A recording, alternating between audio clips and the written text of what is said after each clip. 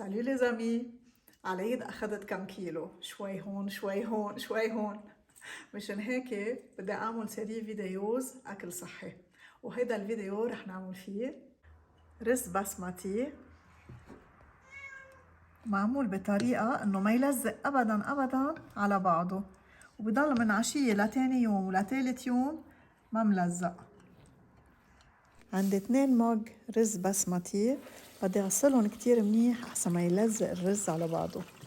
كتير مهم بعمل الرز إنه يتغسل عدة مرات، بدنا نضل نغسله تيصير المي اللي بتطلع منه بلا لون.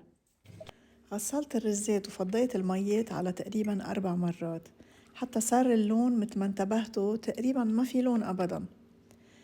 هون عندي ملعقة من زيت جوز الهند بس دابت، حطيت فوق الرزات. بحركن، وكل كباية رز بدها مقابيلها كبايتين مي. أنا عندي 2 ماج، يعني رح حط 4 ماج مي. فيني أترك الرزات على نكهتهم الطبيعية، بس أنا بحب زيد عليهم تقريبا نص ملعقة صغيرة أعشاب خلطتهم من قبل محضرتهم، وبرجع بحط فوقهم كمان ملعقة صغيرة ملح. بحركن وبخليهم يغلوا، بس يغلوا بخفف النار على الآخر عليهم وبغطي الطنجرة.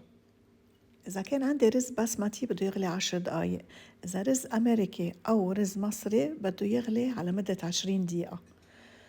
بعد ما يغلوا بفتح الطنجرة بتأكد إنه استويوا، أكيد بدوقهم وبحركن. بدي حركن بهالطريقة من تحت لفوق من تحت لفوق شوي شوي، وبطفي تحتن، بسكر الطنجرة وبتركن يرجعوا يرتاحوا 10 دقايق تانيين.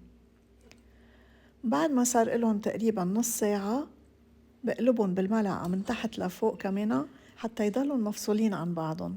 لاحظوا الرزات كيف هن مفرفتين، حبة حبة عم ينزلوا. شفتوا هالرزات ليكوا مش ملزقين أبداً على بعضهم. وفينا نعمل كمان حيلا نوع رز، مش بس بسمتي، يعني الرز الأمريكي بيزبط بهي الطريقة، والرز المصري بس بده طنجرة أوسع. والأعشاب اللي محطوطين بقلبه عاطين ريحة ونكهة كتير حلوة. فينا إذا بدنا نحط برش حامض بدل هول الأعشاب، وفي ناس بتحب تحط قرفة، أنا بحب هول الأعشاب.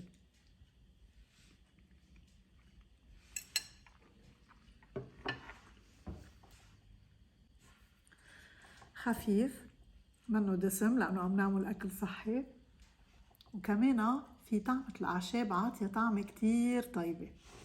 ومننسى شو؟ نفس بالطبخ. I love you all.